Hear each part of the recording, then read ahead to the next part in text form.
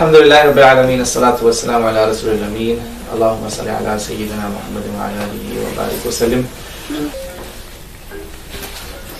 نبی کریم صلی اللہ علیہ وسلم نے ہمیں یہ چیز سکھائی ہے اس امت کو کہ حق بات کہنی، سچ بولنا، چاہے وہ ہمارے اپنے خلاف ہی کیوں نہ ہو۔ میں آپ کو آج یہودیوں کی مثال دینے والا ہوں۔ تھوڑے دن پہلے نیتن یاہو جو ہے، اللہ تعالیٰ اس شریر سے اس دنیا کو نجات دے، بہت ظالم اور شریر آدمی، اور آج کا دن ظالموں سے برات کا اعلان کریں، اس لیے میں ایک ظالم کی مثال سے شروع کروں۔ اس نے ایک کانفرنس میں بھی بیان دیا کہ جی جو ہولوکاسٹ ہوا نا، یہودی لاکھوں یہودی مارے گئے، اس میں اصل میں ہٹلر جو تھا نا، وہ نہیں چاہتا تھا ہولوکاسٹ کرنا، وہ نہیں مارنا چاہتا تھا یہودیوں کو، وہ یہ تو اصل میں مسلمانوں کی کارستانی تھی، یہ مسلمانوں نے کیا، مسلمانوں نے اس کو، ہاں یہ اس نے کہا۔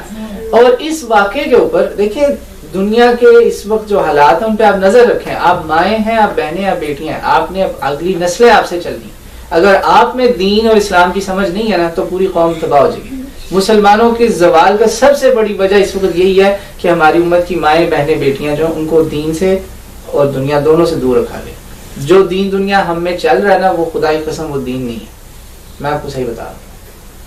تو جب اس نے یہ بات کہی، مجھے جس بات پہ بڑی خوشی ہوئی، میں آپ کو صحیح بات بتاؤں، جس بات پہ خوشی وہ یہ تھی کہ بے تحاشا، تھوڑے سے نہیں بلکہ کہہ لیں اکثریت یہودیوں کی جو ہے وہ اس سے ناراض ہوئی، اکثریت یہودیوں کی ناراض ہوئی، اور اس قدر ناراض ہوئی کہ مجبور ہو کر اس وقت جرمنی نے بیان دیا کہ نہیں، نیتن یاہو جو بکواس کرتا پھرے، اس واقعے کے ذمہ دار ہٹلر ہی ہے، مسلمانوں کا اس سے کوئی تعلق نہیں۔ اب ذرا اس واقعے کو آپ ادھر آ جائیں، بیک ٹو اسلام۔ ہمارے میں ایک گروہ آ چکا ہے مسلمانوں میں، جو کسی دوسرے گروہ کی دشمنی میں اتنا اندھا ہو گیا ہے، بالکل نیتن یاہو کی طرح، جیسے نیتن یاہو نے ہٹلر سے بلیم اتار کے فلسطینیوں پہ ڈال دیا، کیونکہ اس کو فلسطینیوں سے بغض ہے، نفرت ہے۔ دوسرے گروہ کے بغض میں ہمارے کچھ لوگ اتنے اندھے ہو گئے، یہ اس امت میں ہوا ہے اور ابھی بھی ہو رہا ہے۔ آپ حیران نہ ہو، یہ ہو رہا ہے میری بہنیں، آپ میری دھیان سے بات سنیں، یہ بہت زبردست سازش ہے مسلمانوں کے خلاف۔ ہمارے میں ایک سوچ پیدا کی جا رہی ہے مسلسل، جو واقعہ کربلا، جو اسلامی تاریخ میں اس کی مثال ہے ہی نہیں، کوئی ظلم کی داستان کربلا کی داستان کا مقابلہ نہیں کر سکتی، نہیں ہے یہ بات۔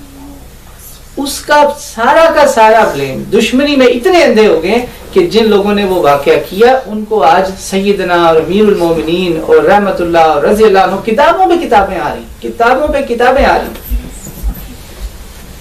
یہ میں آپ کو بتانا چاہ رہا ہوں کہ اللہ تعالیٰ نے قرآن پاک میں ہمیں یہ سبق دیا سورۃ المائدہ میں کہ لا یجرمنکم شنآن قوم علی الا تعدلوا، کسی کی بغض اور عداوت میں اتنے نہ گمراہ ہو جانا کہ تم عدل اور انصاف ہی بھول جاؤ، عدل و انصاف ہی بھول جاؤ۔ بھئی آپ نے کسی سے اختلاف رکھنا ہے، لڑائی کرنی کرو، مگر خدا کے لیے اس کی چھری نواسہ رسول اور آل رسول پہ نہ چلاؤ۔ ان پہ آج بھی تیر برس رہے ہیں، مگر کمال کی بات ہے وہ آج بھی فاتح ہیں، وہ آج بھی فتح یاب۔ یعنی کہ ہمارا دنیا کا نقطہ نظر ہے کہ جو بندہ وکٹوریس ہے وہ زندہ ہوتا ہے، اس کے محل بنتے ہیں، اس کے پاس دولت پیسہ ہوتی ہے، دس از وکٹری۔ نواسہ رسول نے اس دنیا کو سمجھا دیا کہ نہ تو نمبرز، تعداد، نمبرز مین نتھنگ اور ریزلٹس مین نتھنگ، ظاہری جو نتیجے ہیں وہ کچھ نہیں ہے، مر کے بھی کوئی فاتح ہے۔ کس شان سے کوئی مقتل کو گیا، جس شان سے کوئی وہ مقتل کو گیا، یہ جان تو آنی جانی ہے، وہ شان باقی رہتی ہے، وہ شان زندہ رہ جاتی ہے۔ سبحان اللہ، اللہم صلی اللہ سیدنا محمد وعلی آلہ وصحبہ وسلم۔ تو آپ اس بات میں حیران ہوں گے کہ جب یہ واقعہ ہوا اسلام میں، اس کے بعد جو دیکھیں یہ جو حکومتیں ہوتی ہیں نا، یہ آرام سے نہیں بیٹھتی۔ جیسے آپ کے سامنے میں نے ایک یہودی کی مثال دی، سارے یہودی اس کے خلاف ہوئے، انہوں نے کہا بھائی تم نے دشمنی کرنی تھی تو کرو فلسطینیوں سے، مگر تم نے ہٹلر کو بری کر دیا، اس دشمنی میں اندھے ہو گئے، تم تو اندھے ہو گئے۔ یہودیوں نے اس کو کہا، الحمدللہ مجھے بڑی خوشی ہوئی۔ اسی طرح یہ جو حکومتیں ہیں نا، یہ آرام سے نہیں بیٹھتی۔ حکومتوں کا سب سے بڑا ہتھیار ہوتا ہے پروپیگنڈا، سب سے بڑا ہتھیار۔ اس کے بعد آتا ہے خوف اور طمع۔ پہلا ویپن ہے ان کا پروپیگنڈا، اس کے بعد دوسرا ویپن ہے فیئر، डिक्टेटरशिप, मार, जुल्म, जेल, कोड़े, और तीसरा उसके बाद जो जिसको ये नहीं चाहिए उसको पैसा देके, जो इम्पोर्टेंट आदमी उसको पैसा देके मनाओ, वो फिर भी नहीं मानता, उस पर भी फिर वही काम करो। ये जो है ना हुकूमतों का प्रोपेगेंडा, और हुकूमतों ने इतना प्रोपेगेंडा किया कि उलमा को पैसे दिए गए, उलमा को फतवे दिए गए, उनसे फतवे दिलवाए गए कि फतवे दो कि करबला का जिक्र हराम है। इस वक्त भी मैं आपको उलमा के फतवे दिखा सकता हूँ जिन्होंने कहा करबला का जिक्र हराम है, करबला का जिक्र ही हराम है। और मैं यहाँ करबला के जिक्र के लिए आया हूँ क्योंकि नवासे रसूल आले रसूल सल्लल्लाहु अलैहि वसल्लम जो हैं उनका इतना तो हम पे कम से कम हक बनता है कि हम उनका थोड़ा सा लोगों को बता ही दें, उनकी सीरत ही बता दें, इसका थोड़ा सा जिक्र ही कर दें कि शायद मुसलमानों को गैरत आ जाए। करबला तो गैरत का सबक है, वरना इकबाल कोई दूसरे ग्रोह का था, इकबाल आप ही के ग्रोह का था। इकबाल ने क्या कहा, उसने कहा मुझे तो कल में फारसी में उसका जो सिर्रे करबला है ना, पूरा कलाम आज मैंने पढ़ा, सुभान अल्लाह। और किताब किसकी, मौलाना अब्दुल रशीद नौमानी, मुहद्दिस, पूरा इंडिया उनको मानता है, सलाम करता है, मुहद्दिस देवबंदी देलवी, दारुल उलूम देवबंद के बड़े बड़े उस्ताद थे, ये देवबंदी थे, ये थे अहले सुन्नत, वो नहीं जिनको हम आज अहले सुन्नत कहते हैं जो फतवे दे रहे हैं। उन्होंने सिर्रे करबला अपने पूरा जो है ना किताब का दिबाचा, उसमें अल्लामा इकबाल के पूरे शायर लिखे, पूरी किताब अल्हम्दुलिल्लाह। आज किताब 2 किताबें मैंने खत्म की करबला पे, अपना रिफ्रेश करने के लिए कि देखूं तो सही तरह दोबारा, मजा आ गया सुभान अल्लाह। इकबाल कहता है मुझे तो ला इलाहा इल्लल्लाह की समझ ही करबला से आई। ला इलाहा इल्लल्लाह क्या कहता है, सिवाय अल्लाह के किसी और के आगे नहीं झुकना। तो इमाम हुसैन ने आपको ये दिखाया कि सारी आपके सामने जुल्म किए जाए, आपके बच्चे ज़िबा हो, जो मर्जी हो जाए, झुकना नहीं है। ये ला इलाहा इल्लल्लाह की तारीफ। वो कहते हैं मुझे तो ला इलाहा इल्लल्लाह की समझ ही था भाई, जब सब सो गए, सब डर गए थे, बहुत सारे लोग डरे हुए थे, बड़े बड़े सहाबा कह रहे थे मसलहतन, कोई इमाम हुसैन के मिशन के खिलाफ नहीं था कि रुक जाओ अभी ना करो, फलां जगह छुप जाते हैं, फलां जगह पनाह लेते हैं, तैयारी करेंगे, बड़ी फौज लाएंगे। उन्होंने कहा बहुत देर हो चुकी है, जिस सिमत को ये जा रही है ना दुनिया, उम्मत जिधर चल पड़ी है, मेरा नाना 50 साल नहीं हुए कब्र में गए, और देखो यहाँ क्या हो रहा है, कैसा जुल्म ढाया जा रहा है मुसलमानों पे। इस वक्त अगर मैं और मेरी बहनें बेटियां ना कैदी बनी तो उम्मत नहीं जागेगी। ये था इमाम हुसैन का मिशन कि उन्होंने ला इलाहा इल्लल्लाह की तारीफ सिखाई। ला इलाहा इल्लल्लाह सिखाता है हक्का के बिना ला इलाहा अस्त हुसैन, बिना ला इलाहा जो है ना वो हुसैन से उम्मत को समझ में आई। और शुक्र अल्हम्दुलिल्लाह, अगर वो ये काम ना करते तो मुसलमानों के मुंह पे बहुत बड़ा धब्बा लग जाता, mark on the faces of Muslims कि भाई सहाबा के जिंदा होते हुए, आले रसूल के होते हुए पहले 20 साल डिक्टेटरशिप गुजरी, उस 20 साल डिक्टेटरशिप के बाद एक फासिक व फाजिर जालिम बदमाश आदमी बैठ गया और वो मुसलमानों पर जुल्म कर रहा है कि मुझे वोट दो। पहली दफा ऐसा हो रहा है। वो उम्मत जिसने गुलामों को आजादी दी, वो उम्मत, वहां ये काम हो रहा है और सारे चुप करके बैठे। अगर नवासा रसूल भी बैठ जाता तो यकीन माने हम मुसलमान इन मुर्रखीन के सामने जो हर वक्त इस तलाश में रहते हैं, हर वक्त तलाश में रहते हैं कि हमें कोई चीज मिले, यकीन माने कि ये ना होता तो हम जलील हो जाते कि कोई तो उठा ना, इसको खरूज ना कहें, इसको जिहाद ना कहें, इसको एक एहतजाज कहें कि ये वो एहतजाज है जो अलल ऐलान हुआ है, अपनी पूरी फैमिली के साथ, पूरे घर वालों के साथ, खानदान के साथ हमने एहतजाज किया है कि मैं नवासा रसूल ये लिखना चाह रहा हूँ कि ये जो कुछ हो रहा है गलत हो रहा है। बिल्कुल ऐसे जैसे एक फैसला होता है ना, हमारे मुल्कों में कई दफा फैसले होते हैं, सारे अक्सर जज बिक जाते हैं, सारे जज बिके होते हैं, मगर वो एक गैरतमंद जो जज होता है ना, वो एक इख्तिलाफी नोट लिख देता है कि हो सब कुछ गलत रहा है, मैं इसके साथ नहीं हूँ। सारों ने, 7 में से अगर 6 जजों ने फैसला दे दिया है तो ये फैसला सही नहीं हो गया। अक्सरियत सब कुछ नहीं डिटरमिन करे, कई दफा अक्सरियत गुमराह होती है और एक बंदा हक बोल रहा होता है। वो जो जज लिखता है ना नोट, वो बाद में लोगों को समझ में आता है कि वो सच बात तो उसने लिखी थी, ये तो बाकी सारे बिके हुए, ये तो सारे बिक गए थे, वो एक हक पे था। तो इसलिए मेरी आपसे दरख्वास्त है कि इस वाक़े को महज एक किस्सा या स्टोरी ना समझें। फिर एक और बहुत बड़ा जो है ना जहर आलूद हमला और बड़ी बात है कि भाई आप इमाम हुसैन का किस्सा क्यों बिगाड़ते हैं। मुझसे ये लोगों ने पूछा है, मुहर्रम मैं हज में किसी का बयान करूं, किसी को कोई तकलीफ नहीं, मैं उसका क्या नाम है मिलाद के दिनों में हुजूर सल्लल्लाहु अलैहि वसल्लम की सीरत बयान करूं मेंबर पे, कोई मसला नहीं, सब ठीक है। بلکہ الٹا یہ کہا جاتا ہے کہ یہ تم جو مولد کے خلاف بات کرتے ہو نہ کرو، منانے دو، سب ٹھیک ہے۔ جب میں کربلا کی بات کرتا ہوں تب کہا جاتا ہے، تب وہ رولز سب شفٹ کیوں ہو جاتے ہیں؟ مجھے آگے کہتے ہیں نہیں یار یہ اس کا کیوں ذکر کر رہے ہو، اور بھی تو اتنی شہادتیں ہوئی ہیں، بالکل ہوئی ہیں، اور یہ بہت ویلڈ پوائنٹ ہے اور اس کا جواب دینا پڑے گا۔ اور یہ وہی ناسبیت ہے اصل میں، یہ جو اس وقت حکومتوں نے کیا تھا نا، حکومتوں نے جب دیکھا کہ بھئی یہ تو بڑی ہماری بدنامی ہو گئی، اب اس کا علاج کیا ہے، انہوں نے مائک یوز کیا، ممبر یوز کیا، مسجدوں کے اماموں کو پیسے دیے کہ بھئی اس واقعے کو مٹاؤ، لوگوں کو نہ بیان کرنے دو، کیونکہ اگر لوگوں نے یہ واقعہ سمجھ لیا تو لوگوں میں تو غیرت آ جائے گی، اسپرٹ پیدا ہو جائے گی، وہ اسپرٹ جو رسول اللہ صلی اللہ علیہ وسلم نے دی تھی۔ تو اس واقعے کو مٹانے کے لیے ایک گروہ پیدا ہوا جس کا نام ہے ناصبی۔ دیکھیں ایک طرف ایک گروہ ہے جو صحابہ کرام پہ لعنتیں کرتا ہے، اس کو کہا جاتا ہے رافضی۔ ہمارے دوسرے گروہ میں جو 70% مسلمان جو ہیں ان کے اندر ایک یہ گروہ ہے جس کا نام ہے ناصبی۔ خدا کے لیے اس گروہ کو پہچانے، یا آپ کے اندر چھپے ہوئے منافق ہیں، یا آپ کے اندر چھپے ہوئے منافق ہیں، کیونکہ نبی کریم صلی اللہ علیہ وسلم نے فرما دیا۔ اب اگر حدیث کی کتابیں صرف آمین اور رفع یدین کے لیے رکھی ہوئی ہیں تو پھر ٹھیک ہے، ایسا کریں، آمین رفع یدین نکالیں، باقی ختم کرتے ہیں۔ اگر لیکن مانتے ہیں کہ قرآن کے بعد حدیث کوئی چیز ہے، اگر قرآن کے بعد حدیث کوئی چیز ہے، ہاں بڑے لوگوں کا نام آتا ہے تو بخاری مسلم صحیح پکی حدیثیں آپ نکال کے دیکھیں رسول اللہ صلی اللہ علیہ وسلم نے کیا کہا۔ آپ نے کہا کہ میری اولاد کے ساتھ جس نے بغض رکھا، جس نے میری اولاد سے نفرت کی وہ منافق ہے۔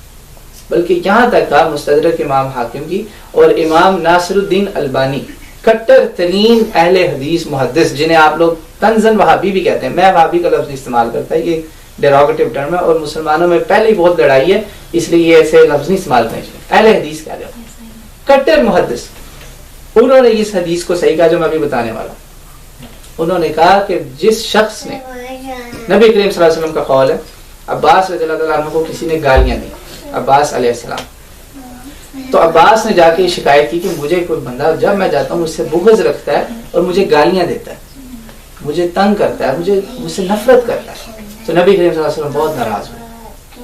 نبی کریم صلی اللہ علیہ وسلم نے فرمایا کہ یاد رکھو میری یہ بات، جس شخص نے کعبہ کے سامنے مقام ابراہیم اور حجر اسود کے درمیان، اس سے افضل جگہ کوئی نہیں ہے زمین پہ عبادت کی، مقام ابراہیم اور حجر اسود، اس کے درمیان جس نے عبادت کی ساری عمر، تمام عمر، اور اللہ کی قسم اگر وہ میرے اہل بیت سے بغض لے کے اس دنیا میں گیا نا اور اس بغض کی حالت میں اللہ کے سامنے پیش ہوا، فقد وقعہ اللہ فی النار، تو اس کو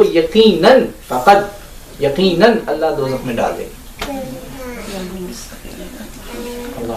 اب خود سوچ لیں، یہ میں ڈرانے کی باتیں بتا رہا ہوں، محبت کی بھی باتیں بولتے ہیں، محبت کی باتیں صاف ہیں۔ آپ صلی اللہ علیہ وسلم نے فرمایا اللہ سے محبت کرو کیونکہ اللہ تمہیں سب کچھ دیتا ہے، اور میرے سے محبت کرو اللہ کی محبت کے لیے۔ احب اللہ لما یغزوکم، غذا سب کچھ دیتا ہے، کھانا پینا رزق سب اس میں، وضو، اردو میں غذا سے مراد صرف نیوٹریشن ہے، لیکن عربی میں غذا سے مراد سب کچھ ہے، سب دینے والا اللہ ہے۔ اللہ سے محبت کرو کیونکہ وہ تمہیں سب کچھ دیتا ہے۔ وَأَحِبُّونِي لِحُبِّ اللَّهِ، مجھ سے محبت کرو اللہ کی محبت کے لیے، مجھ سے محبت کرو اللہ کے واسطے، اللہ کی محبت کے لیے۔ اگر اللہ کی محبت کرتے ہو تو مجھے محبت کرو۔ آگے کیا فرمایا؟ وَأَحِبُّوا أَهْلَ بَيْتِي لِحُبِّي۔ یہ میں آپ کو متن حدیثوں کے بتا رہا ہوں، عربی کے الفاظ جا کے چیک کر لیں، یقین مانیں ان میں سے ایک بھی حدیث ضعیف کمزور نکلے تو آپ مجھے یہاں سے پکڑ سکتے ہیں، ٹھیک ہے، زور سے نہیں، یہاں سے پکڑ سکتے ہیں۔ وَأَحِبُّونِي لِحُبِّي وَأَحِبُّوا أَهْلَ بَيْتِي لِحُبِّي، میرے اہل بیت سے پیار کرو میری محبت کے واسطے۔ اگر میرے سے محبت ہے نا، میرے اہل بیت سے محبت کرو۔ اب حضور پاک صلی اللہ علیہ وسلم، یا تو آپ فتویٰ لگا دیں نعوذ باللہ کہ حضور پاک فیوریٹزم کریں، تو یا پھر آپ کو ماننا پڑے گا کہ فیوریٹزم نہیں ہے۔ اگر فیوریٹزم ہوتا تو تبت یدا ابی لہب وتب نہ ہوتی قرآن۔ یہ وہ اہل بیت ہیں جو ایمان کے اعلیٰ ترین درجوں میں فائز ہیں، یہ محبت کے لائق ہیں، یہ لوگ صرف خاندانی رشتہ نہیں، یہ ڈیزرو کرتے ہیں کہ ان سے محبت کی جائے، ان پہ درود و سلام پڑھا جائے۔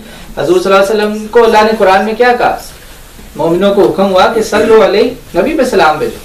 آپ حیران نہیں ہوتے کہ آپ صلاۃ و سلام نماز میں کیوں پڑھتے ہیں ابراہیم اور آل ابراہیم اور محمد اور آل محمد؟ یہ کیا بات ہوئی؟ قرآن میں تو خالی نبی پہ تھا، آپ صلی اللہ علیہ وسلم نے فرمایا کہ میرے اہل بیت پہ سلام میرے سلام کا حصہ ہے، ان پر بھی سلام بھیجو. یو مسٹ سینڈ سلام آن دیم ٹو.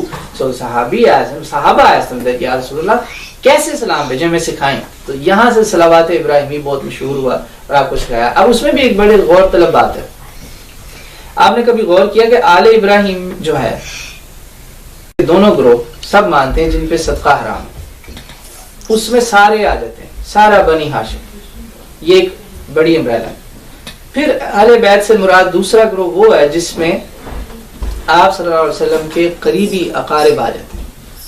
پھر تیسرا گروہ وہ ہے جو اہل بیت سکنا ہے، جو گھر والے ہیں، جس میں بیویاں بچے سب شامل. تیسرا گروہ وہ ہے جس میں عطرت آتی ہے، عطرت جن سے آپ صلی اللہ علیہ وسلم کی نسل چل رہی ہے. تین ہے یہ جو تیسرا گروہ نا جس میں آپ صلی اللہ علیہ وسلم کی عطرت ہے، یہ سب سے زیادہ اونچے درجے کا. ہم سب کا احترام کرتے ہیں، سب سے محبت ہے، سب پہ صلاۃ و سلام ہے، لیکن جس کا یہاں ریفرنس دیا جا رہا ہے نا درود ابراہیمی میں، وہ یہ والی حال ہے. اس کا حضور صلی اللہ علیہ وسلم نے کھول کے بھی دوسری حدیث میں بیان فرما دیا، ازواج اور ذریہ، بیویاں اور بچے، بس بنی ہاشم نہیں پورا، صرف یہ کیوں؟ دیکھیں کسی آدمی کی سب سے بڑی خوش قسمتی یہ ہوتی ہے کہ جس راستے پہ وہ خود ہے نا، جس مشن پہ، اس مشن پہ اس کے بچے بھی چلیں، اس کے گھر والے بھی چلیں. اگر خدا نہ خواستہ میں خطبے دوں، درس دوں، بیان دوں اور میری بیگم جو ہے وہ آپ کو کہیں اور نظر آئیں، تو آپ نے آ کے کہنے گے نا کہ نعمان تمہاری مہربانی، پہلے جا کے نا اپنا گھر ٹھیک کرو. اول خویش بعد درویش، چیریٹی بگنز ایٹ ہوم، فارسی کا مقولہ نا، اول خویش بعد درویش، کہ پہلے اپنا گھر ٹھیک کرو پھر ہمیں باتیں بتانا. ایسے ہی ہے نا، آپ مجھے یہ کہیں گے خود چاہے جو مرضی کریں، لیکن خود جتنے بڑے مرضی حاجی سناؤ لاؤ، لیکن میرے تو انگلی اٹھے گی. یہ فطری معاملہ ہے، یہ ہوگا، یہ ہوتا ہے. یہ نبی کریم صلی اللہ علیہ وسلم کی کا معجزہ سمجھیں کہ آپ کی جو اولاد ہے نا، الحمدللہ الحمدللہ ثم الحمدللہ، ان کے بارے میں لوگ، آپ کے اہل بیت کے اندر لوگ ڈھونڈتے رہے کہ کچھ مل جائے. بڑا ڈھونڈا، بڑا زور لگایا، خدا کی قسم کچھ نہیں ملا ان کے خلاف. اس لیے ہمارے ائمہ اہل سنت جو ہے نا، جب وہ اہل بیت کا ذکر کرتے ہیں نا تو وہ ایک لفظ بولتے ہیں، اہل بیت اطہار. کیونکہ اللہ تعالیٰ نے ان کے بارے میں کہتے ہیں نا کہ وَيُطَهِّرَكُمْ تَطْهِيرًا، میں نے تم سے ہر طرح کی ناپاکی جو ہے نا، ہر طرح کی، چاہے وہ ظاہری ہے یا باطنی، سب دور کر دی. اور جب یہ آیت آپ نے پڑھی تو آپ قرآن کی تفسیریں اٹھا کے دیکھ لیں، اگر وہ کسی ناسبی کی لکھی ہوئی نہیں ہے، میں بتا رہا ہوں، پہچانے اس گروہ کو جو حضور کی اولاد کا دشمن ہے. They hate them، لیکن وہ لوگ وہ ہیں اصل تقیہ کرنے والے، وہ چھپاتے ہیں آپ سے، وہ کبھی نہیں آپ کو بتائیں گے کہ وہ حضور کی اولاد سے محبت رکھتے ہیں. کیونکہ میں نے کہا تھا نا شروع میں، حضور کی اولاد آج بھی فاتح ہے. کھل کے نہیں کہیں گے کہ ہم ان کے دشمن، کہیں گے نہیں جانا نہیں چاہیے تھا، ایسے ہی چلے گئے، بس ضد میں آ گئے، شہید تو ہیں. یہ ہے وہ دشمن، پہچانے ان کو. جیسے کوئی آپ کو نظر آ جائے نا ایسی بات کرتا ہوا، سمجھے کہ یا تو وہ ناسبی ہے یا اس کو کسی ناسبی نے برین واش کیا ہوا. بالکل سیدھی بات. کیونکہ یہاں پہ جب اللہ تعالیٰ نے کہہ دیا نا کہ میں نے آپ سے ہر طرح کی ناپاکی دور کر دی، چاہے وہ ظاہری ہے چاہے باطنی، تفسیریں اٹھائیں کسی ایماندار آدمی کی، جیسے میں نے اس بندے کی کتاب اٹھائی تھی. یہ مفسرین اسلام ہے، علامہ ابن کثیر، علامہ طبری، علامہ قرطبی، ان کی ساری مسلمان امت ہر کوئی ان کی عزت کرتا ہے. میں ان کی کتاب اس لیے سال لے رہا ہوں کہ ان کی کتاب کا ٹائٹل ہے تذکرہ. تذکرہ کرنا جو کوئی بدعت نہیں، اگر بدعت ہے تو پھر یہ سب سے بڑا بدعتی بیٹھا ہوا اس کتاب میں. علامہ قرطبی اسپین میں تھے، بنو امیہ خاندان سے ان کا نسب ملتا ہے، انصاری قرطبی، واللہ اعلم. بہرحال یہ اسپین وہ جگہ جہاں بنو امیہ نے پناہ لی تھی جا کے عباسیوں سے. جب ان کی حکومت ختم ہو گئی تھی، اللہ نے ان کو چھوڑا نہیں. جب انہوں نے ظلم کیا نا ان کے اوپر، بہت پھر قیامت آئی اللہ کی طرف سے، ایک ایک اس دنیا سے ذلیل ہو کے گیا. یہ وہاں گئے، انہوں نے کتاب لکھی التذکرہ. کی کتاب کا عنوان کیا ہے؟ التذکرہ فی احوال الموتى والامور الاخرہ. جو مرنے والے لوگ ہیں جو اس دنیا سے جاتے ہیں، ان کے احوال اور آخرت کا ذکر. یعنی کہ آپ کو موت کا منظر جیسی کتاب لگے گی، ہے ویسی کتاب، بالکل موت کا منظر. مگر یہ دکھ کی بات نہیں ہوگی کہ جو حضور سے اور ان کی اولاد سے سچی محبت کرتا ہو، وہ موت کا منظر اور کہانیاں تو بتائے کہ مرنے کے وقت یہ ہوگا، وہ ہوگا، وہ ہوگا. تو جن اللہ کے نیک اور ولیوں کی موتیں ہوئی ہیں شہادت کی، ان کا ذکر ہی نہ کرے. اس کتاب کا تقریباً یہ 400 کچھ صفحے سے شروع ہوتی ہے اور آخر تک جو ہے نا 600-700 صفحے یہ سارا کربلا پہ ڈیڈیکیٹ کیا، اور ایسا شاندار بیان لکھا، پتہ چلتا ہے کہ بھئی حضور کی اولاد سے محبت کرتا ہے. چلو کوئی کمزوری ہو چھوٹی موٹی وہ اور بات ہے، 20 جلدوں میں قرآن کی تفسیر لکھی انہوں نے. یہ ہے حضور کی اولاد سے محبت کرنے والے. ہم اس وقت آپ لوگوں پر جو اپنے آپ کو کہتے ہیں نا کہ ہم وہ میجورٹی ہیں مسلمانوں میں، وہ ایک بہت بڑا دھبا لگ چکا ہے کہ بھئی آپ میں حضور کی اولاد کی محبت نہیں رہ گئی. ایسا نہیں ہے، حضور کی اولاد کی محبت بہت ہے، مگر یہ جو وہ ہے نا حکومتی مولوی جن کو پیسہ ملتا ہے، جن کو بادشاہت سے ڈر ہے، بادشاہت کا خوف ہے، یا بادشاہت کو بچانا چاہتے ہیں، وہاں یہ کام ہو رہا ہے کہ وہاں پہ اس وقت جیسے ہی محرم کا مہینہ آتا ہے وہ تذکرے کرتے ہیں، مگر وہ تذکرے کس کے کرتے ہیں؟ حضور کی اولاد کے دشمنوں کے. یہ ہو رہا ہے مدینہ منورہ میں ہو رہا ہے. اسی سال حج کا میں آپ کو بات کر دیتا ہوں، میرا سگا بھائی وہاں پہ اس درس میں بیٹھا تو تذکرے، یہی تذکرہ ہے نا. تذکرہ کا مطلب کیا؟ بیان کرنا. ہم اسی لیے یہاں آئے، یہ عبادت ہے. یقین مانے اگر آپ اس کو اللہ کے اولیاء نیک لوگوں کی بات کرتے ہیں، جیسے سیرت النبی کا بیان عبادت ہے، سیرت النبی میں حضور کی اولاد کی سیرت بھی شامل. تو وہاں یہ مدینہ منورہ میں انہوں نے جناب مجلس ہوئی، بیٹھے ہیں لوگ سب، تو وہاں پہ جناب یزید کے فضائل بیان ہو رہے ہیں. استغفر اللہ. یعنی کہ وہ شخص جس کو مسلمانوں کا ایک بھی عالم، میں عالم سے مراد کس کی بات کر رہا ہوں؟ جو ہمارے فقہا ہیں اور محدثین ہیں، ایک بھی اس کو اچھا نہیں کہتا تھا. یعنی کہ امت میں اس آدمی پہ کوئی ڈسپیوٹ ہی نہیں تھا، کوئی ڈسپیوٹ نہیں تھا. اس آدمی کے فضائل بیان کیے جا رہے ہیں. اصل میں یہ یزید کا معاملہ نہیں ہے، یہ اسلام اور طاغوت کا معاملہ ہے. ایک طرف حسین ہے جو اسلام بتا رہا ہے، وہ شخصی حکومت نہیں بتا رہا، وہ اللہ کے اور اس کے رسول کی حکومت بتا رہا ہے. دوسری طرف یزید ہے جو کہہ رہا ہے کہ جو میں کہوں گا وہ ہے دین، جو میں کہوں گا ویسے حکومت کرنی. یہ وہ مسئلہ ہے. ورنہ کس کو تکلیف ہے کہ وہاں بیٹھ کے مدینہ منورہ میں جس نے رسول کی اولاد پہ چھریاں چلوائیں، اور رسول قبر میں اپنی رسول اللہ صلی اللہ علیہ وسلم اپنی قبر میں زندہ ہے. یہ صحیح حدیث، وہ کیسی زندگی ہمیں نہیں اس کا پتہ، مگر زندہ ہے. آپ نے فرمایا صحیح حدیث، وہ پاس ہیں چند گز کی دوری پر، اور آپ بیٹھ کے درس دے رہے ہیں حضور کی اولاد کے دشمنوں کے. تو وہاں میرا بھائی بیٹھا تھا. تو الحمدللہ آپ کو جو مجھ میں بھی تھوڑی سی غیرت نظر آتی ہے، تو میں قسم سے کہہ رہا ہوں یہ امام حسین جیسے لوگوں کی وجہ سے، اگر تھوڑی سی جو غیرت ہے نا ہم میں، وہ حسین جیسے لوگوں کی وجہ سے، علیہ السلام، اللہم صلی اللہ محمد وعلی آلہ محمد. تو وہاں نا اس نے ان کو 3 سوال لکھ کے بھیجے. اس نے سوال لکھ کے بھیجے کہ وہ سوال جب گئے نا اس کے پاس جو بیان کر رہا، اور اردو میں بیان ہو رہا تھا. کمال ہے، میں بھی اردو میں بیان کر رہا ہوں. اور یہ حج کے بعد جب لوگ حج سے مدینہ جاتے ہیں نا، اس وقت کا واقعہ ہے. بہت بڑی مجلس، کیونکہ وہاں جب اردو کا بیان ہوتا ہے نا تو وہاں عربی بولنے والوں سے زیادہ بڑا مجمع ہوتا ہے، سینکڑوں میں. تو نا اس نے جب سوال بھیجے کہ بھئی جس کو تم اچھا کہہ رہے ہو اس کے what about these things that he did، کعبہ جلا دیا، مدینہ لٹ گیا. مدینہ، جس مدینے کو اس نے لٹوایا فوجیں بھیج کے. اب کربلا تو 1 منٹ کے لیے ٹھہر جائے نا. مدینہ تو نبی صلی اللہ علیہ وسلم، امن کا شہر، جہاں سے حضرت علی نے دارالخلافہ اس لیے موو کیا علیہ السلام کہ یہاں پہ بدامنی نہ ہو. کوفہ میں شفٹ کر دیتا ہوں. He shifted the capital from Medina to Kufa to save Medina from any kinds of mischief or bloodshed. کیونکہ جو پہلے بھی ہوا تھا وہ دیکھ چکے تھے، اس لیے کوفہ گئے. یہ بھی جو ان کا نیک کام ہے، یہ بھی لوگوں نے علی کے دشمنوں نے اس پہ تانا بنا دیا. وہ ہمارے میں چھپے میں، وہ آپ لوگوں میں چھپے میں. حضور کی اولاد کے دشمن کھل کے نہیں کہتے. جب میرا خطبہ ہوتا ہے نا تو کمیونٹی ڈنر میں جا کے لوگوں کہتے ہیں یزید تو بڑا نیک آدمی تھا، یہ تو آپ کو پتہ ہی نہیں. اچھا ریلی، بڑا انکشاف ہے جی. آپ کو کوئی وحی ہوئی، الہام ہوا ہے، بتائیں نا، ثبوت دیں نا، کوئی کتاب دیں، کوئی دلیل دیں، ہم مانیں. آپ نے ایک ایسی بات کر دی جو 1400 سال سے یا تو ساری امت گمراہ ہے، اور آپ کوئی نبی ہیں یا ولی اللہ جس کو الہام ہو. یہ کیسے ہو سکتا ہے؟ نبی کریم صلی اللہ علیہ وسلم نے کہا میری امت کبھی جھوٹ پہ اتفاق نہیں کرے گی. یہ امت پہ اتفاقی معاملہ ہے. شکر ہے امت کا ہر آدمی اس کو مانتا ہے. اس ناپاک آدمی کو لوگ آج اچھا کہہ رہے ہیں، اور وہاں جہاں نبی دفن موجود ہے اس کے شہر میں، جس شہر کو 3 دن کے لیے حلال کر دیا گیا، توبہ توبہ. یہ اس کے سیاہ کارنامے.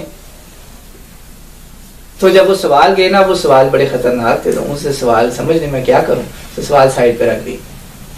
اب وہ اگلے دن آیا اور اس نے کہا کہ مجھے کچھ سوال، دیکھیں نا وہ سوال ہی ایسے تھے کہ اس کو اس کے جو تھے نا آرگنائزرز، انہوں نے دکھا دیا کہ یہ دیکھ لو بھائی یہ ہیں سوالات.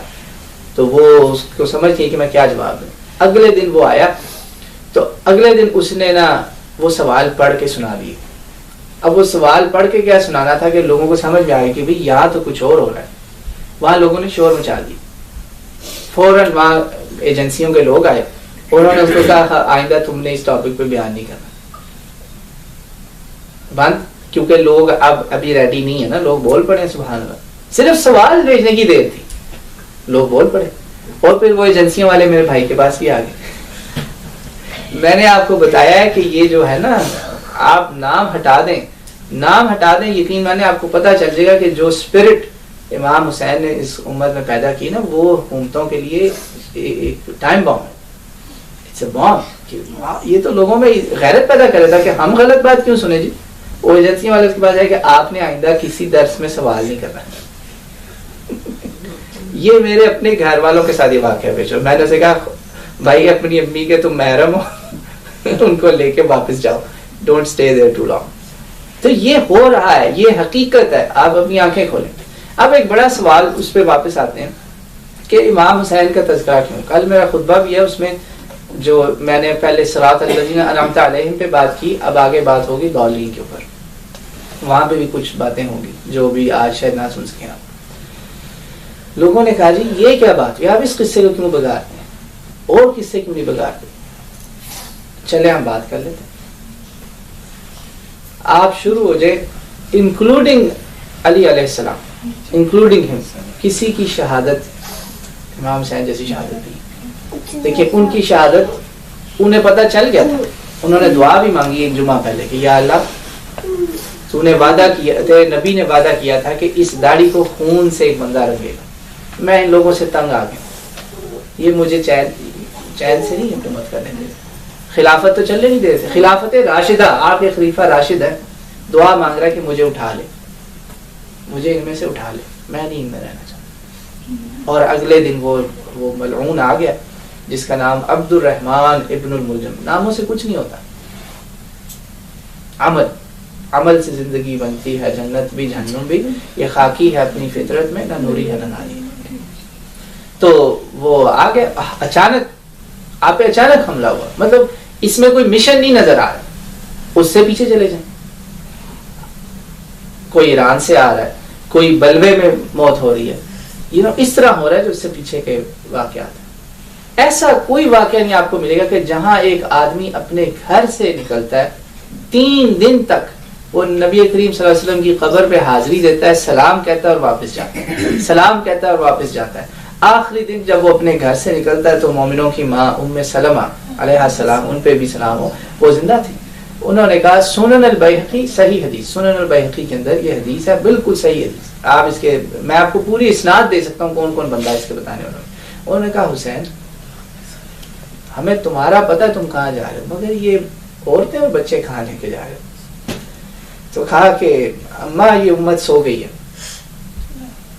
جب تک میرا سر نیزے پہ نہیں دیکھے گی نا یہ امت، اور میری بہنیں اور بیٹیاں قیدی نہیں بنے گی، تب تک یہ امت نہیں جاگے گی. یہ کیا کہ آپ مدینہ سے نکلے.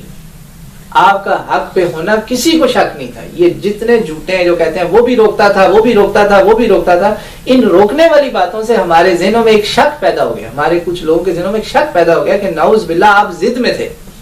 نہیں، ایسا بالکل نہیں ہے. یہ بالکل سفید جھوٹ ہے. کوئی بندہ آپ کو روکنے والا اس لیے نہیں روکتا تھا کہ اس کو آپ کے حق پہ ہونے میں کوئی شک تھا. صرف کوئی کہتا تھا مصلحت یہ اور وہ. امام کو آپ مصلحت سکھا رہے ہیں. بھائی اس نے جو 20 سالہ دور گزارا ہے امیر معاویہ رضی اللہ تعالیٰ عنہ کا، اللہ ان کو بھی معاف کرے.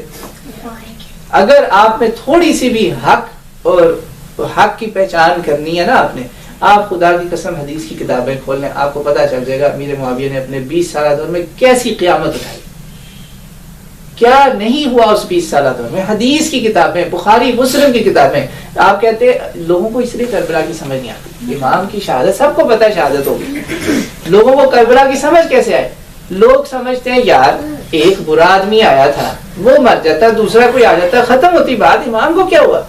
آپ امام سے پوچھیں وہ 20 سال اس نے کیسے گزارے, کیسے وہ 20 سال گزارے, ان 20 سالوں میں کیا کیا تماشے نہیں ہوئے کہ صحابہ بے بس.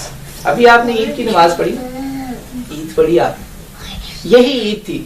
بخاری مسلم صحیح متفق علیہ حدیث, مروان جا رہا ہے ممبر کی طرف, حکم آ گیا ہے شام سے, تو ممبر کی طرف جا رہا ہے. اب عید پہ آپ کو پتا ہے پہلے کیا ہوتا ہے, نماز ہوتی ہے, خطبہ ہوتا ہے پہلے, نماز پہلے ہوتی ہے. ساری امت اس پہ قائم ہے, شکر الحمدللہ, کوئی اس میں گروہ نہیں ہے, ساری امت ایک کی طرح عید پڑھتی, ساری, کوئی 6 کوئی 9 کوئی 12, سب ٹھیک ہے. نبی پاک صلی اللہ علیہ وسلم سے سب ثابت, صحابہ نے سب کو کر کے دکھایا. مروان صاحب جو ہیں یہ تشریف لے جا رہے ہیں خبیث ممبر کی طرف, تو نیچے ابو سعید الخدری بیٹھے ہیں رضی اللہ عنہ, 1000 حدیث کا راوی, 1000 حدیث اس نے سنائی. ابو سعید نے اس کو کھینچا ایسے, اس کا جو یہ جو ہوتا ہے قمیص, تو کہا مروان سنت ہے ابو القاسم صلی اللہ علیہ وسلم کہ ان کی سنت ہے یہ, تم ممبر پہ جا رہے ہو, اور نماز بھی پہلے پڑھانی. اس نے کہا وہ دن گئے. آپ دیکھ لیں بخاری مسلم میں لکھا ہوا, یہ صحیح بخاری مسلم ہے, یہ رفائی دین آمین کے لیے خالی رہ گئی, آپ کے گھروں میں ہے, یہ کھول کے دیکھیں آپ کبھی. اور یہ کتاب التفسیر میں, اور کتاب الامارہ میں, کتاب الفتن میں, یہ ساری حدیثیں آپ کو ملیں گی. بخاری کی کئی کتابیں حدیث ڈھونڈنی پڑتی, آپ کو نشاندہی کر رہا ہوں, کتاب العلم, کتاب التفسیر, کتاب الفتن, کتاب الامارہ, یہ ہے بکس.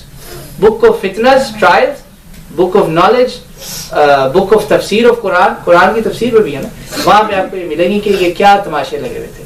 اچھا یہ کام کیا, اس نے کہا سنت کہاں گئی. آپ صلی اللہ علیہ وسلم نے اسی لیے کہہ دیا تھا کہ اول الرجل یبدل سنتی رجل من بنی امیہ, میری سنت سب سے پہلے جو بدلے گا نا میرے بعد, وہ بنو امیہ خاندان کا ایک شخص ہوگا. علامہ البانی کی سلسلہ الحدیث الصحیحہ میں آپ اٹھا کے دیکھیں, البانی حدیث کا عالم, وہاں لکھا ہوا کہ یار مانو نہ مانو یہ ہیں تو امیر معاویہ, جن کو ہم مانتے نہیں مگر انہوں نے یہ کام کیے, سنت بدل دی, نبی پاک کا طریقہ بدلا گیا, سب برباد, خطبے الٹ گئے. جمعے کے دن خطبوں میں آرڈر آئے, یہ صلح کا تحفہ مل رہا ہے, حضرت نے حکومت دے دی کہ یہ لو بھائی لے لو, تمہیں حکومت چاہیے جاؤ جان چھوڑو, حکومت بھی دے دی.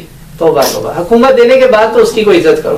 آگے پیچھے آپ لوگوں کے قصیدے پڑھتے ہیں, امام حسن نے حکومت بھی دے دی, چلے گئے, نہیں جی لعنت کرو, نعوذ باللہ استغفر اللہ. آج آپ کو کسی کے اوپر لعنت کرنے کتنا غصہ آتا ہے, کسی صحابی بھی کوئی لعنت کرے کتنا غصہ آتا ہے. بھائی شروع کس نے کیا یہ کام شروع کس نے کیا؟ اس لیے میری آپ سب سے درخواست ہے کہ یہ جو سنت بنو امیہ نے زندہ کی تھی نا, گندی سنت کہ خطبوں میں گالیاں دینا, وہ کرنا, کوئی بھی بندہ یہ کام کرے اس کو روکیں, آپ اس کو منع کریں کہ بھائی چلو وہ جیسے بھی تھے نا, آپ یہ جو خطبوں کے اندر لان تان والا کام ہے نا, یہ امویوں کی سنت ہے, ابو القاسم کی سنت نہیں ہے, نہ ابو القاسم کی اولاد کی سنت ہے صلی اللہ علیہ وسلم. یہ بھی ایک سبق سیکھنے والا ہے ان واقعات سے. بہرحال خطبوں میں لعنت, نمازیں لیٹ, نماز کا حال, یعنی کہ اسلام میں ایک آخری چیز رہ جاتی نماز, جس کو ہندو اور سکھ بھی نہیں چھیڑتے. سکھوں نے بھی جب لاہور پہ قبضہ کیا تھا نا, آپ کی نمازیں نہیں چھیڑی تھی. آپ بے فکر, اگر اسلام رہ گیا نا خالی نماز روزہ, تو پھر وہ کوئی اور ہی مذہب ہوگا. اسلام نماز روزے سے آگے شروع ہوتا ہے. نماز تو آپ کی ڈیلی زندگی میں چلتی, کہ جو آپ نماز میں کر رہے تھے وہ باہر بھی آپ نے کرنا ہے. اسلام نماز روزے سے آگے ہے, مگر انہوں نے نماز بھی برباد کر دی. کتاب الصلاۃ, بک آف صلاۃ صحیح بخاری. آپ تصور کر سکتے ہیں کہ میں آپ کا امام ہوتے ہوئے مسجد میں نماز پڑھاؤں اور آپ کو اللہ اکبر کی آواز نہ آئے؟ بک آف صلاۃ, میں عامر رفع دین پہ آ گیا, وہی چیپٹرز کھول لیں, وہاں پہ بھی لکھی ہوئی ہیں بک آف صلاۃ. ابو ہریرہ مکہ میں گئے لوگوں کو کچھ سکھانے, انہوں نے کہا میں یہاں دیکھتا ہوں ان کو تھوڑا سیدھا کروں. انہوں نے کہا مجھے یار اجازت دو, میں نے آج نماز پڑھانی. اجازت دے کہ نماز پڑھائی سے. تو دیکھیں جب اسلام تبدیل ہونے پہ آتا ہے نا 20 سال, تو پھر نسلوں کے ذہن بھی بدل جاتے ہیں, وہ سمجھتے ہیں یہی سب اسلام. اب یہاں پہ اگر کوئی برا کام شروع ہو گیا, کوئی جیسے وہ ماشاءاللہ آپ کو بدعت پہ بڑی فکر ہے, تو وہاں جو بدعت ہوئی 2 ہفتے پہلے وہ کسی کو نہیں نظر آئی. ان بدعتوں کو روکیں نا. وہ 2 سال میں دوسری بات شروع ہوئی کہ قرآن ہے اور قرآن کے ساتھ آپ دوسرے کام کریں. بھائی قرآن اور اس کو علیحدہ رکھو. جب یہ کام شروع ہو جاتا ہے نا, پھر یہ آہستہ آہستہ آپ کی لائف کا حصہ بن جاتا ہے. ان واقعات سے سبق سیکھیں آپ. ایک بندے کو نا خالی برا بنائیں کہ یہی بولے, یہی برا بنے. سب مل کے سمجھائیں لوگوں کو کہ بھائی کوئی اللہ کے دین کا ادب ہوتا ہے, اسلام بھی کوئی چیز ہے. آپ نے ناچ گانا کرنا ہے اللہ کا واسطہ ہی کسی اور ٹائم کر لو, قرآن کے ساتھ نہ. یہ کیا ہے تماشا, قرآن یہ تو بے عزتی ہے, قرآن کی انسلٹ ہے. ہم حضور صلی اللہ علیہ وسلم کی اولاد یا صحابہ کو اگر کچھ سمجھتے ہیں نا تو ان کے طریقے پہ چلیں, اصل محبت وہ ہے.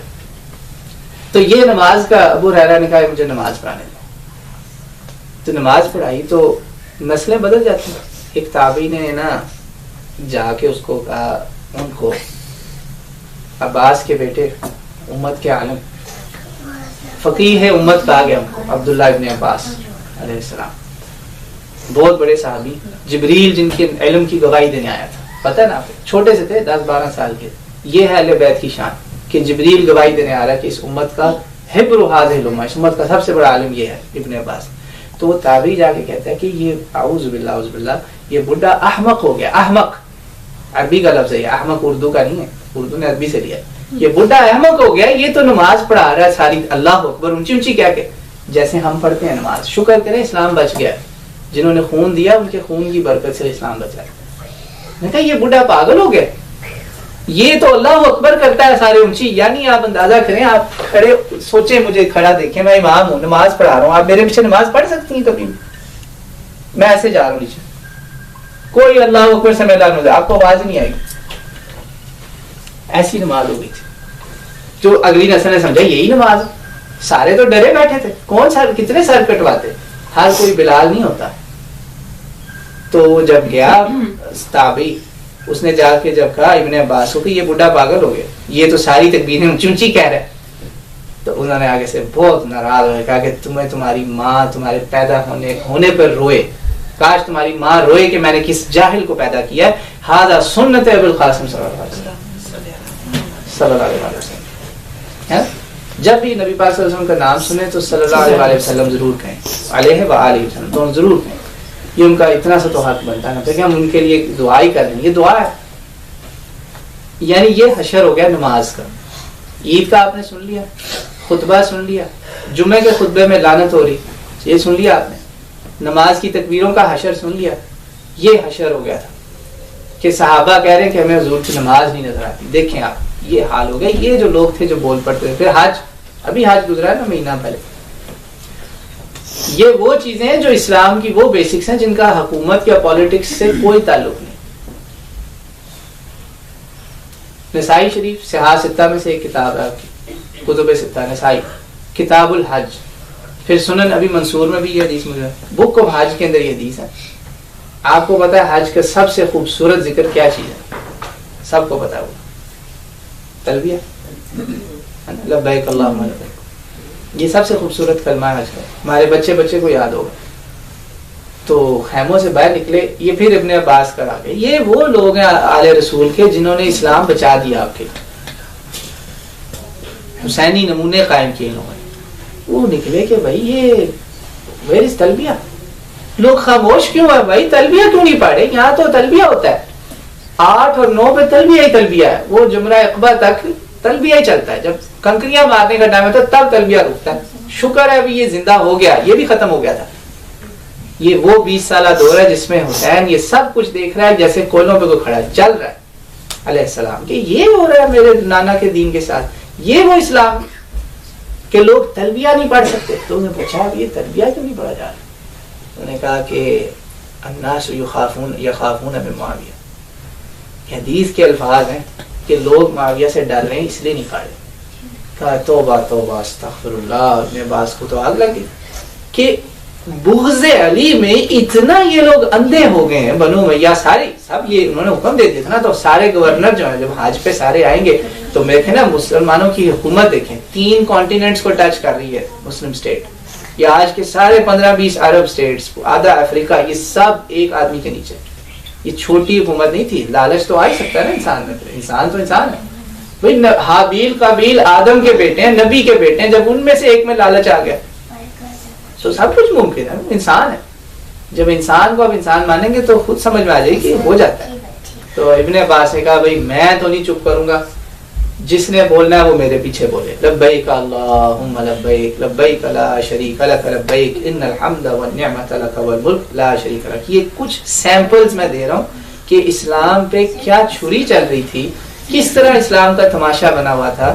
اور حج کا یہ حال ہو گیا, نماز کا یہ حال ہو گیا, زکوٰۃ کا یہ حال ہو گیا کہ ابو ہریرہ, سعد ابن ابی وقاص, یہ لوگ 56 اور 58 ہجری میں فوت ہوئے. یزید ابھی حاکم نہیں بنا تھا, یزید ابھی حاکم نہیں بنا تھا. حدیثوں میں زکوٰۃ کے اندر ظالم حکمرانوں کو زکوٰۃ کے چیپٹرز ہیں, آپ کی حدیث کی کتابوں میں, وہاں کھول کے دیکھیں آپ کو کس کا نام ملے گا. لوگ جا کے پوچھتے ہیں کہ آپ لوگ دیکھتے ہیں ابو ہریرہ, آپ دیکھتے ہیں کہ یہ کیا کر رہا ہے, اپنے اوپر لگا رہا ہے, اپنی اولاد پہ لگا رہا ہے, محل بنا رہا ہے. زکوٰۃ, جو زکوٰۃ مسلمانوں کی تو حکومت پہلے اکٹھی کرتی تھی, اس کا کیا کریں ہم, ابھی بھی دیں زکوٰۃ. تو ابن عمر نے, جو عمر کے بیٹے ہیں رضی اللہ عنہ, وہ پہلے انہوں نے جواب نہیں دیا. اس نے کہا میں اس کا جواب نہیں دے سکتا. بعد میں وہ بندہ پھر ان کے پیچھے پیچھے آیا, اس نے کہا بھائی مجھے مروانا ہے, وہاں اس کے جاسوس بیٹھے ہوتے ہیں, میرے درس میں اس کے جاسوس بیٹھے ہوتے ہیں, آپ پوچھو. اس نے کہا یہ سب کچھ زکوٰۃ کے ساتھ ہو رہا ہے, محل پہ لگ رہا ہے, ذاتی خرچوں پہ زکوٰۃ, کیا کریں. آج یہ چیزیں آپ کو معمولی لگتی ہیں کیونکہ آج تو سارے چور ہیں نا, پتہ ہی ہمیں. یہ پہلی نسل بھی یہ دیکھ رہی تماشا, تو آپ کے خیال میں ان کا خون نہیں کھولے گا. بالکل ایسے ہی ہے جب جو لوگ پاکستان ہجرت کر کے آئے, اپنے بہن بھائی لٹا کے, اپنی بہنیں مائیں وہاں دے کر آئے, جب انہوں نے دیکھا یہ پاکستان میں وہی چور بازار لگی تو ان کا دل نہیں جلا, وہ روتے نہیں خون کے آنسو. میں ابھی بھی جانتا ہوں لوگوں کو, جب پاکستان کے دن پہ جب لوگ حرکتیں کر رہے تھے تو وہ روتے ہیں کہ یار ہم نے اس لیے قربانی دی تھی. یہ وہی چیز ہے, پہلی نسل جب دیکھتی ہے بہت دل جلتا ہے. تو انہوں نے کہا یہ ہو رہا ہے یار, کیا کرے اس کا. تو ابن عمر نے کہا اگر وہ یہ کر رہا ہے نا کہ اس نے یوسف یوحنا مسیح کو بھی رکھ لیا وہاں پہ, اور اس کی ماں کی خواہش پہ کلیسا بھی, چرچ بھی بن رہا ہے خوش کرنے کے لیے, کیونکہ نبی پاک صلی اللہ علیہ وسلم نے منع کیا تھا کہ عرب زمین پہ ایک دین ہوگا, ان کو علاقے باہر دے دو. حضرت عمر نے ان کو 10 گنا پراپرٹیز دیں ایجپٹ میں اور جگہ جگہ, یہاں نہیں کوئی اور دین کھلے گا. یہ مجھے اللہ کا حکم ہے, خاص اللہ کا حکم تھا, اس لیے آپ نے کہا باقی ان کو کمپنسیشن ہوگی, 10 times more ریلوکیٹ کیا سب, وہ دوبارہ اندر لا رہے. تو انہوں نے کہا ہاں اب میں کہتا ہوں نہ دو. پھر کئیوں نے فتوے دیے کہ حدیثوں میں لکھا ہوا ہے کہ اگر وہ خنزیر بھی کھا رہا ہے نا پھر بھی دے دو, تمہیں گناہ نہیں اس کو گناہ. یہ تھا اسلام کا جنازہ نکلا ہوا. یہ اگر ہمیں اسی لیے لوگوں کو سمجھ نہیں آتی کربلا, بے وقوفی ہے اور بہت بڑی سازش ہے. جب لوگ کہتے ہیں یزید بیٹھ گیا, جی یزید بیٹھ گیا, تو لوگ کہتے ہیں یار یزید بیٹھا تھا کیا ہو گیا, کیوں سمجھ میں آئے گی. اسی لیے نہیں سمجھ آئی کہ جب لوگوں کو پردہ ڈالا رہا, بتایا نہیں جا رہا کہ پیچھے کیا ظلم ہو رہا تھا. لوگوں کی زبانوں پہ تالے لگے ہوئے تھے. بک آف نالج صحیح بخاری. ابو ہریرہ نے کہا مجھے رسول اللہ نے 2 طرح کے علم سکھائے, 2 طرح کے. ایک علم ہے نماز روزے زکوٰۃ کا, اس میں دلیری کرتا ہوں, میں سب سکھا دیتا ہوں, جیسے آپ نے بھی نمونہ دیکھتے ہیں. اس نے کہا مگر اللہ کی قسم ایک علم ایسا ہے جو حکمرانوں کا علم ہے, اس میں حضور نے مجھے برے حکمران بھی بتائے تھے جو بعد میں آئیں گے. اللہ نے وحی کر کے بتا دیا نا رسول اللہ کو. اب آگے صحابی کا کام بتانا. اس نے کہا میں ایک ایک کے نام بھی گن سکتا, اشارے دیتے تھے. تو لوگوں نے کہا نام کیوں نہیں لیتے آپ. نے کہا اگر میں نے نام لیا تو یہ شاہ رگ کٹ جائے گی, نام لیا تو شاہ رگ میری کٹ جائے گی. My jugular vein will be slit. They will chop off my neck. اتنا ظلم مسلمانوں کے ساتھ ہو رہا تھا کہ حضور کی اولاد اگر نہ اٹھتی تو پھر کون اٹھتا, اور اگر نہ اٹھتی تو یقین مانے قیامت تک کے لیے ہمارے اوپر یہ کالا دبا لگ گیا تھا, ہمارے اوپر داغ, کہ یہ لوگ جو ہے نا بیٹھے رہے, آل رسول زندہ تھی, یہ سب تماشا دیکھتی تھی. اس لیے یہ اٹھنا پڑا. اور یقین مانے یہ ایسا استقلال, ایسا عزم کہیں نہیں کسی نے دیکھا. حضور کی اولاد کی سچی محبت اگر آپ چاہتے ہیں, آخر میں آپ کو یہ بات بتانا چاہوں گا کہ اس دن کے اوپر, غم کے اوپر بھی ایک بڑا, چلو اب یہ تو کلیئر ہو گیا نا کہ یہ شہادت کا بیان کیوں ضروری ہے. یہ تو سب کو کلیئر ہو گیا نا کہ اس کا بیان کرنا کیوں ضروری ہے. اس لیے ضروری ہے کہ اس جیسی شہادت کی مثال اس سے پہلے نہیں ملتی, بعد میں ملتی. ہمارے انڈیا میں سب کانٹیننٹ میں یہ بریلوی اہل حدیث, اہل سنت, اہل حدیث, دیوبندی, ان سب کے بڑے مانے جاتے ہیں سید احمد شہید, سید اسماعیل شہید. یہ سید لوگ ہیں, سادات ہیں, اور ہے بھی اہل حدیث. یہ اہل حدیث لوگ ہیں. انہوں نے جب خط لکھے نا, یہ وہ مجھے آنٹی کو دیکھ کے یاد آ گیا ان کا قصہ, پشتون علاقوں میں ان کی شہادت ہوئی. تو انہوں نے یہ جو ملک لوگ تھے نا, سردار, ان کو خط لکھے کہ میرا ساتھ دو, گوروں کے ساتھ نہ ملنا, میرا ساتھ دو. میرے ساتھ ملو. اور ان خطوں میں حوالہ کس کا دیا؟ حوالہ یہ دیا کہ جو میرا ساتھ دے گا وہ ایسے ہی ہوگا جو حسین ابن علی کا جس نے ساتھ دیا علیہ السلام. یہ وہ اسپرٹ تھی جو حضور کی اولاد نے دنیا میں پیدا کر دی کہ جہاں کہیں بھی اس کے بعد تحریک اٹھی نہ کوئی ظالموں کے خلاف، جب بھی کوئی کھڑا ہوا تو اس نے کہا کہ بھئی یہ جو ہے نا میرے پاس سامنے تو یہی مثال ہے. اس سے پہلے کوئی مثال ہی نہیں ہے. اسلامی حکومت کرپٹ ہو جائے کوئی مثال نہیں ہے کہ کیا کرنا ہے. یہ احتجاج کی جو مثال قائم کی نا کہ جھکنا نہیں ہے آپ نے، ساری دنیا ادھر سے سوچا آپ نے نہیں جھکنا، جھکنا صرف اللہ کے آگے، انہوں نے قائم کیا. دوسرا اہم نقطہ جو اس شہادت کا ہمارے ذہن میں رکھنے والا ہے وہ ہے غم. بڑا یہ فتنہ ہے بہت. مجھے یاد ہے 2008 میں مجھے میرا وہ خطبہ میرے پاس اس کی آڈیو ریکارڈنگ بھی ہے. مطلب یہ میں آج نہیں کوئی باتیں کر رہا، نہ میں کسی کو خوش کر رہا ہوں، اللہ مجھے میرے دل کو جانتا ہے. یہ میں نے بہت پہلے بھی یہ باتیں کی، مجھے بچپن سے ان چیزوں کا علم ہے، اللہ کی مہربانی سے مجھے یہ سکھایا گیا. تو میرے استاد نیک تھے اور ایماندار لوگ تھے جنہوں نے مجھے سکھایا، جن میں میری اپنی نانی میں بھی شامل ہے. اللہ ہم سب کے درجات بلند تھے جنہوں نے مجھے حق بات سکھائی. غم کیوں ہے جی؟ خوشی کیوں نہیں؟ میں آپ کو 2-3 ایویڈنس دوں گا، اس کے بعد آپ سب کو سمجھ میں آ جائے کہ غم کیوں، خوشی کیوں نہیں. لوگ کہتے ہیں نا جی، اور میں نے اس کی مثال 2008 میں دی تھی، آج سے 7 سال پہلے. خود میں بتا رہا ہوں کہ آج میں تیاری میں لکھ کے نہیں کہیں لایا ہوا، یہ میرے دل میں ہے الحمدللہ. نبی کریم صلی اللہ علیہ وسلم اپنے نواسے کے ساتھ کھیل رہے تھے. اس نواسے کے ساتھ دونوں پھول ہیں. حضور نے کہا یہ دونوں میرے پھول ہیں، حسن اور حسین میرے پھول ہیں.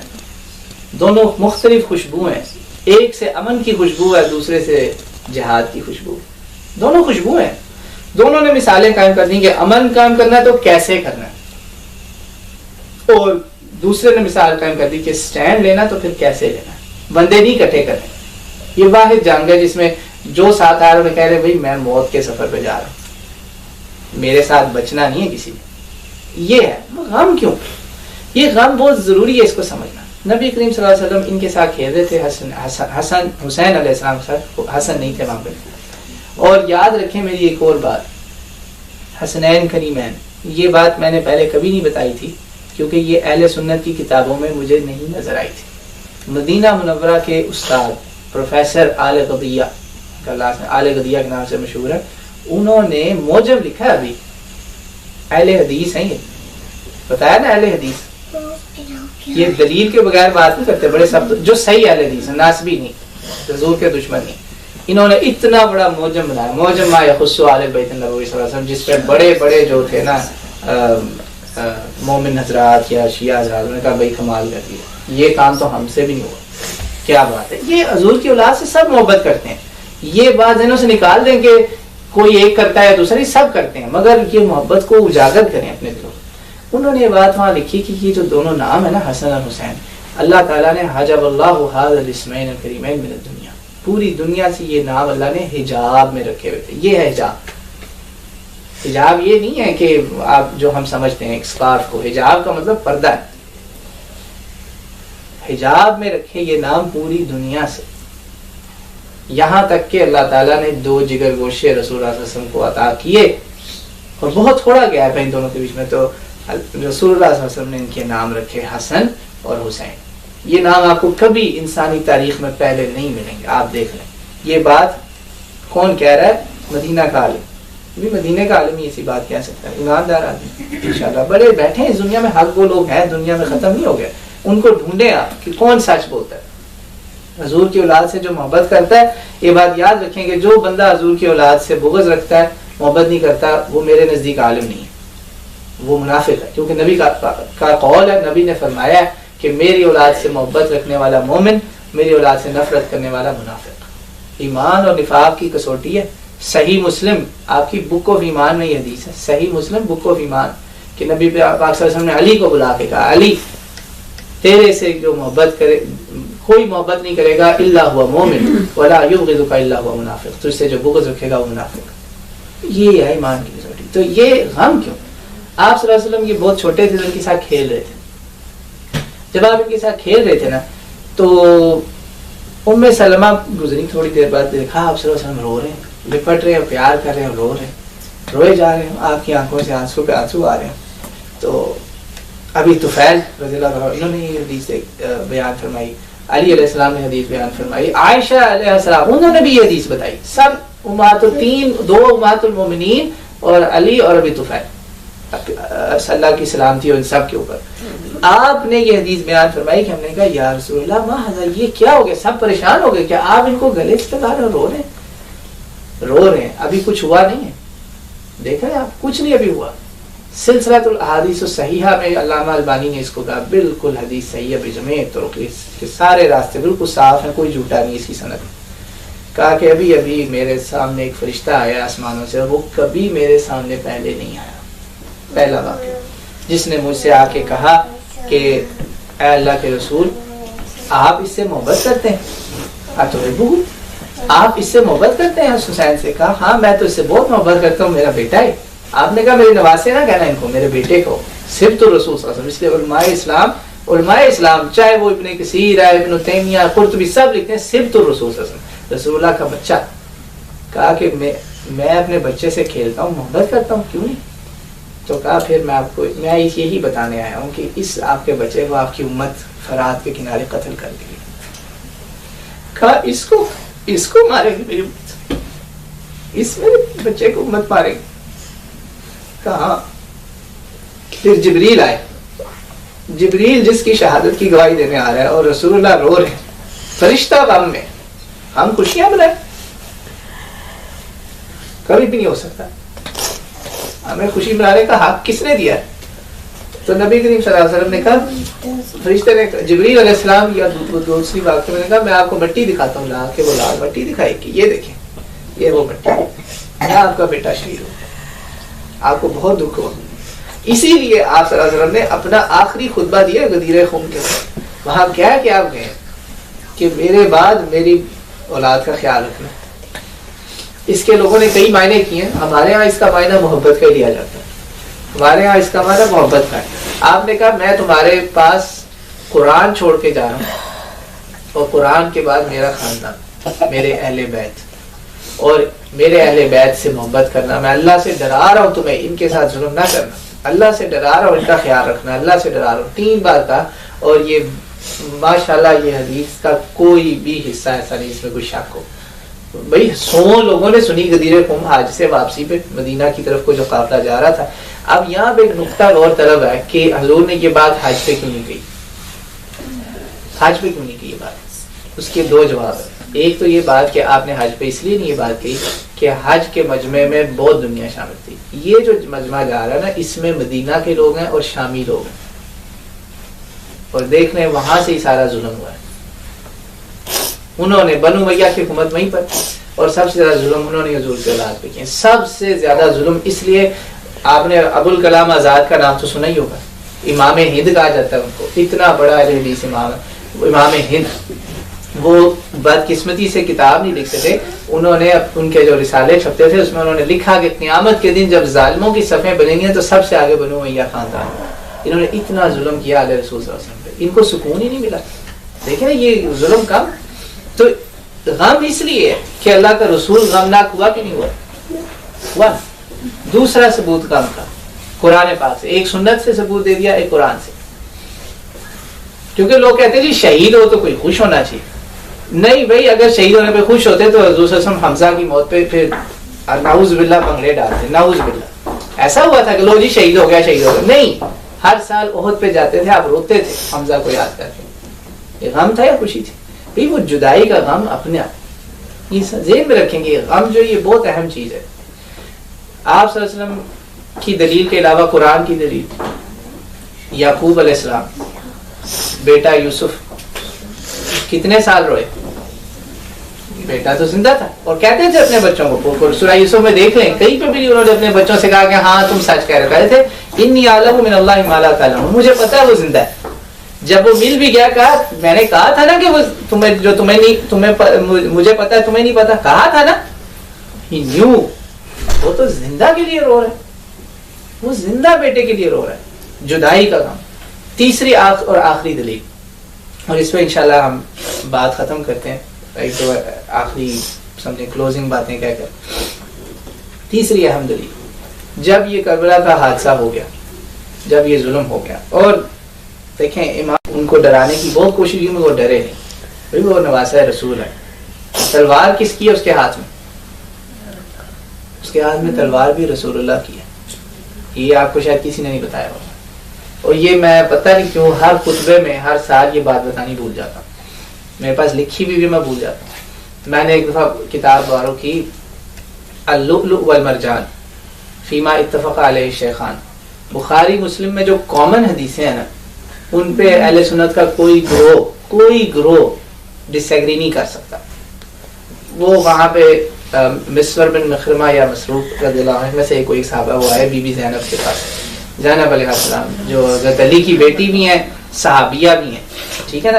جو اہل بیت ہے ان کو یاد رکھیں ایک عام صحابی پہ وہ 3 درجے زیادہ افضل ہے اہل بیت, 3 درجے, خاص طور پہ یہ والے اہل بیت میں. یہ جو میں نے بتایا نا بنو ہاشم پھر گھر والے لوگ پھر ذریت عطرت, یہ 3 درجے آگے اس لیے ہیں کہ ایک تو ان کا اہل بیت میں اوپر مقام, اہل بیت میں بھی ان کا درجہ سب سے اوپر. ان کے لیے قرآن کی آیتیں اتری, رسول اللہ ان کو گود میں لے کے بولی قرآن کی خاص ہے, آیت مباہلہ ہے, آیت تطہیر ہے, سب موجود ہے قرآن میں. دوسرا نبی کریم صلی اللہ علیہ وسلم کے اس تفضیل کے علاوہ یہ نبی کریم صلی اللہ علیہ وسلم کے جنرل اہل بیت میں بھی آ جاتے ہیں, 2 درجے ہو گئے. اور تیسرا یہ نبی پاک صلی اللہ علیہ وسلم کی صحبت سے یہ صحابیت میں بھی آ جاتے ہیں.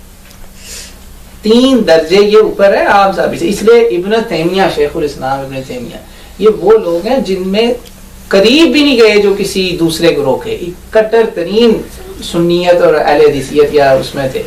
شیخ الاسلام سے پوچھا کہ اہل بیت کی محبت کے بارے میں, تو اس نے کہا کہ یہ واجب ہے ہم پہ اور ان کی محبت سے ہمیں ثواب ملتا ہے, ثواب ملتا ہے. کتنی بڑی بات کی اس نے. بل ہوا واجب علینا, والیوم 4 فتاوی ابن تیمیہ. اب وہ جو متفق علیہ حدیث جو مجھے ملی نا وہ بڑی کمال کی اس میں دلیل آئی کہ جب یہ قافلہ آیا نا واپس لوٹ کر, تو ان کے پاس ایک بندہ آیا صحابی, ینگ تھے وہ کافی, انہوں نے تھوڑا وقت گزارا حضور کے ساتھ مگر سچے بندے تھے.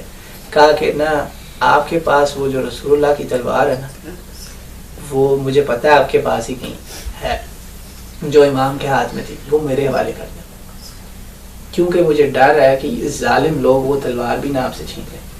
کیونکہ اس واقعے کو تو مٹانے کی پوری کوشش ہوئی نا کہ انہوں نے جو خطبات دیے ان کو مٹانے کی کوشش کی کہ بی بی زینب کے خطبات نہیں سب مٹ سکا نا, بہت کچھ مٹا دیا. اس لیے اس واقعے کی صحیح روایات بہت تھوڑی ہیں دونوں طرف, امت کے دونوں گروہوں میں بہت تھوڑی روایات صحیح ہیں. وہ تلوار جو رسول اللہ کے ہاتھ میں ہوتی تھی وہ کس کے ہاتھ میں تھی؟ حسین علیہ السلام کے. بخاری مسلم متفق علیہ ہوگی بات. جو اہم ترین دلیل ہے جس دن کربلا کا حادثہ ہو گیا, عباس ابن عباس جو تھے, عبداللہ ابن عباس مکہ میں تھے, آپ قیلولہ کر رہے تھے. قیلولہ سمجھتے نا, سیاسٹا, نیپ, آفٹرنون نیپ, ظہر کے بعد جو ہوتا ہے. تو اچانک آپ اٹھے اور آپ نے انا للہ و انا الیہ راجعون 3 بار پڑھا. تو لوگوں نے کہا کیا ہوا ہے, سب خیریت ہے؟ گھر والوں نے پوچھا, انہوں نے کہا نہیں خیریت نہیں. حسین شہید ہو گئے. کہا وہ کیسے, آپ کو کیسے پتا چلا؟ میں نے کہا نہیں وہ نہیں ہے اس وقت. کہا میں نے رسول اللہ صلی اللہ علیہ وسلم کو بہت غمناک صورت میں پایا. ابن کثیر البدایہ والنہایہ, مفسر تفسیر ابن کثیر والا یہ حدیث سناتا ہے, اور محدثین البانی صاحب نے بھی کہی صحیح حدیث. کہا میں نے رسول اللہ صلی اللہ علیہ وسلم کو جس حال میں دیکھا کبھی اس حال میں نہیں پایا. میں نے دیکھا کہ آپ کے بال مبارک گرد و غبار سے اٹے ہوئے, آپ رو رہے ہیں, اور آپ کے پورا جسم بھی جو ہے نا بہت بری حالت میں خون لگا ہوا ہے, اور میں نے آپ کے ہاتھ میں ایک شیشی دیکھی جس میں خون ہے. تو میں نے پوچھا یا رسول اللہ فدا کا امی بابی, میرے ماں باپ آپ پہ قربان, یہ آپ نے کس نے آپ کے ساتھ سے کیا؟ کہا آج میں صبح سے اپنے بچوں کا خون اکٹھا کر رہا ہوں. اب آپ مجھے بتائیں کہ جب آپ اس دن خوشیاں کریں, اس دن شادیاں بجائیں گے, تو جو لوگ حضور کی اولاد کا نام جپتے ہیں, جو لوگ حضور کی اولاد کا دعویٰ کرتے ہیں کہ ہم حضور کی اولاد سے محبت رکھنے والے ہیں, ان کو آپ سے محبت ہوگی یا کیا ہوگا؟ خود بتائیں. اس لیے خدا کے لیے اس بات کو ذہن میں رکھیں کہ یہ عام شہادت نہیں ہے. جب حضور اپنے چاچا حمزہ کی موت کو نہیں بھولے، ہر سال احد چلے جاتے تھے، غمناک ہوئے، اس دن بھی غمناک ہوئے، ہند کو معاف بھی کر دیا، کہا میرے سامنے نہ آنا۔ تو یہ واقعہ جس پہ رسول موت سے، شہادت سے پہلے رو رہا، خوابوں میں آ رہا ہے، اس خواب کا تعبیر کیا ہے؟ اس کا مطلب یہ کہ رسول اللہ عالم ارواح میں تڑپے۔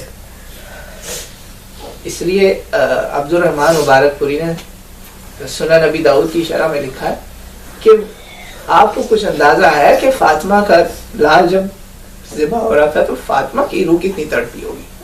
اگر نانا کی روح اتنی تڑپ رہی ہے تو فاطمہ کی روح کتنی تڑپی ہوگی؟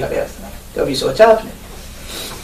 اس لیے یہ میں اس کتاب سے صرف آپ کو کچھ شعر آج پڑھوں گا، وقت کیونکہ نہیں ہے اتنا ہمارے پاس۔ اور یہ واقعہ ایسا ہے کہ مفتی محمد شفیع صاحب پاکستان کے مفتی اعظم تھے، بہت بڑے دیوبندی عالم تھے۔ یہ وہ لوگ ہیں جن کے گھروں میں اس وقت ناسبیت آ گئی، یہ وہ لوگ۔ مفتی محمد شفیع نے کربلا پہ کتاب لکھی، میں نے آج صبح پڑھی الحمدللہ۔ کہتے خدا کی قسم کربلا پہ لکھنا ایسے ہی کہ آپ خون میں غوطے لگا رہے ہیں، بہت مشکل کام ہے حق پہ رہنا، کیونکہ تاریخوں میں بہت جھوٹ سچ بھرا ہوا ہے۔ یہ جب سر گئے، ان کو سکون بھی نہیں ملا نا، انہوں نے لکھوا دیا نا تاریخ میں اپنے ہاتھوں سے کہ ہم ظالم ہیں۔ بھئی جب تم نے ایک آدمی کو مار دیا، تمہیں کیا چاہیے اس کا سر کاٹ کے؟ کیا لینا ہے؟ کیوں تمہیں تسلی نہیں ہو رہی؟ صحیح بخاری میں حدیث، ابن زیاد نے کہا نہیں مجھے سر بھی چاہیے۔ جب سنان لانتی نے جب یہ کام کیا تو آپ کے خیال میں یہ کام کوئی عام انسان کے ساتھ کرتا ہے؟ وہی کرتے ہیں جن کو نفرت ہوتی ہے۔ انہوں نے اپنے اوپر لکھوا دیا کہ ہم نفرت کرتے ہیں۔ تو یہ جب سر مبارک وہاں سے، یہ صحیح بخاری میں حدیث ہے کہ جب پہنچا اس دربار میں تو وہاں انس بن مالک، زید بن ارقم، یہ دونوں بہت بوڑھے تھے، اس وقت بہت بوڑھے صحابہ، یہ کھڑے تھے اور یہ دیکھ رہے تھے کہ یہ ظالم چھڑیاں مار رہا تھا، 28 سالہ لڑکا، اور امام کی عمر 60 کے قریب۔ تو اس نے کہا کہ اوے اللہ کے دشمن، عدو اللہ، اے اللہ کے دشمن کی چھڑی ہٹا لے، میں نے رسول اللہ کو یہاں بوسے لیتے دیکھا، یہاں چھڑیاں مار رہا۔ یہ صحیح بخاری میں۔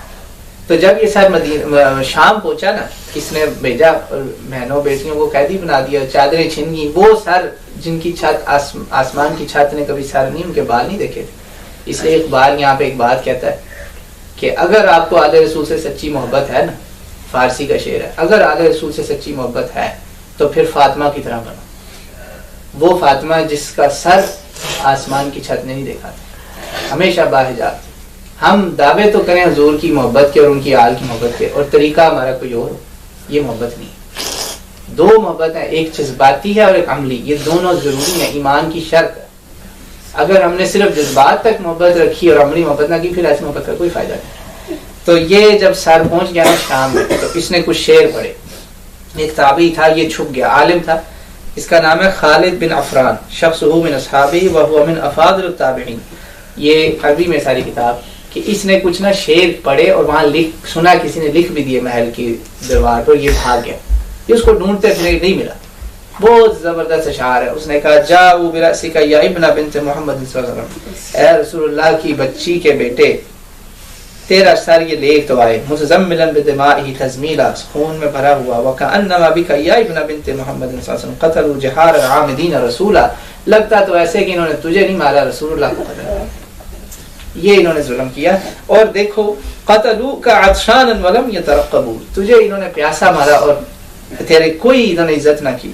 فی قتلک التنزیل والتعویل، یہ اس میں کوئی ان کے پاس کوئی ہے کوئی دلیل کہ یہ کام یہ کر سکتے تھے؟ رسول اللہ نے تو کہا جانور کو بھی پانی دو پہلے ذبح کرنے سے پہلے، پانی بھی نہ دیا انہوں نے۔ تو وَيُكَبِّرُونَ، اور یہ تکبیریں پڑھتے ہیں، اللہ اکبر کے نعرے لگاتے ہیں، بِأَن قُتِلْتَ وَإِنَّمَا قُتِلُوا بِكَ التَّكْبِيرَ وَالتَّحْلِيلَ، اللہ اکبر، تکبیر و تحلیل سمجھتے ہیں، اللہ اکبر وَلِلَّهِ الْحَمْدُ لَا الَّهَ إِلَّا اللَّهُ۔ انہوں نے کہا یہ اللہ اکبر کے نعرے جو انہوں نے لگائے، حقیقت میں they have slaughtered Allah Akbar by slaughtering you۔ یہ ایک تابعی کے اشعار ہیں جو علامہ قرطبی لائے اور ابن کثیر بھی اپنی البدایہ والنہایہ میں لے کر آیا، یہ اس کو ڈھونڈے پھر نہیں ملا۔ مگر یہاں پہ ایک بات بہت یاد رکھنے کی ہے کہ اللہ تعالیٰ جو ہے نا، اس نے کسی بھی ظالم کو چھوڑا نہیں۔ جس ظالم نے بھی یہ ظلم کیا ہے وہ یقین مانے اس دنیا سے ذلیل ہو کے گیا ہے، ان کا بہت برا انجام ہوا ہے، کوئی بھی ان میں سے صحیح نہیں کرتا. ٹھیک ہے, مگر اس واقعے سے ہمیں کیا سبق لینا چاہیے؟ آپ یہ بات میری یاد رکھیں کہ اس واقعے سے جو سبق لینے کی باتیں نا وہ بہت زیادہ ہیں. اتنے اس واقعے کے مقصد, اتنے لیسنز آپ لے سکتے ہیں کہ اٹس انبلیویبل. سب سے بڑا ایک مقصد اس میں ایک اور بات ملتی ہے جو ہے امام علیہ السلام کی وہ نماز, اس دن کی وہ نماز بھی یاد رکھنے والی کہ آپ کے غلام نے آگے کہا کہ امام نماز نکل رہی, تو انہوں نے ان ظالموں سے, مولانا طارق جمیل نے بھی اس کا بیان کیا بھی, وہ بھی عاشق رسول اور آل رسول ہے, حالانکہ وہ ان کے, میں بتایا کہ امت میں سب حضور سے محبت کرتے ہیں, حمزہ آپ ڈھونڈے ایسے لوگ. تو انہوں نے آگے کہا کہ امام نماز نکل رہی. انہوں نے کہا اللہ تعالیٰ تیرے چہرے کو قیامت کے دن نور سے منور کرے, تجھے اس جنگ میں بھی نماز یاد ہے. نماز بہت بڑا سبق. اور ان ظالموں سے کہا مسلمان ہے, یہ واحد جنگ ہے کہ مارنے والے کو بھی پتا ہے کہ یہ حق پہ ہے, مارنے والے کو بھی پتا ہے یہ حق پہ ہے. کہا ہمیں نماز پڑھنے دو. کہا نہیں نماز نہیں پڑھنے دیں گے. تو امام نے کہا بس ٹھیک ہے, تیروں کی بارش میں نماز ہو رہی. یہ ہم لوگ ٹھنڈے کمروں میں, ٹھنڈے بسترے, گرم بسترے, جو چاہیے گرم پانی, ٹھنڈا پانی سب ملتا ہے نماز میں. اور بیویاں, وہ ٹیلا آج بھی موجود ہے جہاں بی بی زینب نے آ کے, وہ کربلا پہ انہوں نے بلڈوزر چلائے, انہوں نے گھوڑے بگا دیے لاشوں کے اوپر, مگر آج بھی کربلا وہاں موجود ہے. اقبال کہتا ہے اگر مجھے شریعت نہ روکتی تو خدا کی قسم میں کربلا کی مٹی کو آنکھوں کے ساتھ لگا کے پھرتا. اس نے کہا نا میری آنکھ کا سرما ہے خاک مدینہ و نجف. اقبال کہتا ہے, علامہ اقبال ہے علامہ. تو وہ انہوں نے نصیحتیں کی تھی زینب کو, اور وہ نصیحتیں جو تھی نا اس کے بعد لوگ کہتے تھے لگتا ہے زینب میں علی کی روح آ گئی, اتنا پہاڑ جیسا ان میں عزم. منع کیا انہوں نے بی بی زینب کو, ڈانٹا, وہ حوصلہ چھوڑی, کہا میرے بعد حوصلہ نہیں چھوڑنا, ان کی تم نے حفاظت کرنی, تم نے یہ پیغام وہاں پہنچانا جہاں بھی نہیں پہنچا. یہ جو اپنی طرف سے وہ لوگ ذلیل کر رہے تھے, مگر وہ جب جہاں جہاں محلوں میں جا رہی تھی نا وہاں تقریریں کر رہی تھی. ایک عورت نے کربلا کو زندہ کیا. دیکھیں عورت کی جگہ, آپ عورتیں ہیں, میں اس لیے آپ کو ایک بات بتانا چاہ رہا ہوں کہ پہچانے اس زینب کو, صحابیہ بھی ہے, حضور کے گھر سے بھی ہے, اور گھر والوں میں بھی سب سے اوپر 3 درجے. اس نے وہاں کربلا کو زندہ کیا, اس نے وہاں بتایا کہ کربلا کیوں ہوئی تھی. آپ اس بات کو پلیز دل پہ کوئی نہ لے. میں اس لیے نبی پاک صلی اللہ علیہ وسلم کی ذریت کے شہادت پر میں اپنے آپ کو کوسنے کا کوئی فائدہ نہیں ہے. خوش دل تہرانی اتنا بڑا شاعر ہے تہران سے, عالم بھی تھا, عالم دین اور شاعر. اس نے فارسی میں کلام لکھا, میں نے وہ کلام اسپیشلی منگوایا پھر کسی اپنے استاد سے. اس نے کہا بالکل رونے سے دلوں کو تسکین ملتی, سکون آتا ہے, یہ صحیح بات, مگر کربلا کا مقصد اس سے اوپر ہے. اس لیے کسی نے امام جعفر صادق علیہ السلام سے پوچھا کہ میں علیہ السلام حضور کی ذریت کہ میں اپنے آپ کو ماروں, مجھے اجازت ہے؟ انہوں نے کہا اگر تم نے ایسا کیا تو 60 روزے تمہیں کفارہ رکھنا پڑے گا. منع کر دیا. اور یقین مانے یہ بات جو سوائے ذاکروں کے جو علماء حضرات ہیں مومنین کے, وہ سب جانتے ہیں کہ یہ رسمیں بالکل اسلام میں نہیں, سب جانتے ہیں, یہ حقیقت ہے. اس کربلا کو رسم سے آگے لے کر جائیں, اس کا مقصد بہت بڑا ہے. اس کو لوگوں کو سمجھائیں کہ what is Karbala, what are the lessons we can learn from it. سب سے بڑا لیسن تو آپ نے دیکھیں دین کا سیکھا. لا الہ الا اللہ کا مطلب ہے جھکنا نہیں اللہ کے آگے کسی کے علاوہ کسی اور کے آگے. Don't bow to anyone except Allah. Number 1. دوسری بات یہ کہ جو کچھ بھی ہو جائے حق بات کے ساتھ رہنا, حق کا اعلان کرنا ہے, اور حق کا اعلان جب کرنا ہے اس کے بعد جب لڑائی کی اگر نوبت آ جائے تو لڑائی میں پہل نہیں کرنی. Do not be the first to fight. And he did not fight first. They imposed it on him. نہیں لڑائی پہلے کی.